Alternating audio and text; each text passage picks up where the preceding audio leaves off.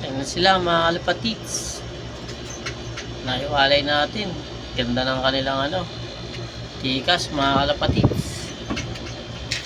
Kondisyon yung dalawa. Yung mga dumi nila Ngayon sa bago nilang tikas mga kalapatids.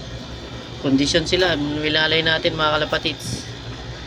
Ayan ang ating bagong baby. White cross sa Weimmuller mga kalapatids. Nakapagpabuhay tayo ng dalawang malulusog mga kalapatids dito sa cage. Yung first clutch ayos na ayos din, tsaka yung second clutch mga kalapatids. Ito third clutch mga kalapatids, dalawa. Yung first clutch isa lang, yung second clutch isa lang din.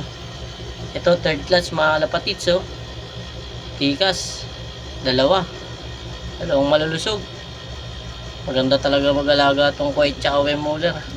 Meron pa silang itlog ulit mga kalapatids, pang fourth clutch, fertile mga kalapatids yung mga itlog nila.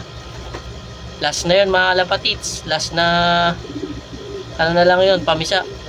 Tapos stop na ulit mga kalapatids. Kondisyon na muna natin mga breeder ang mga kalapatids. Ganda.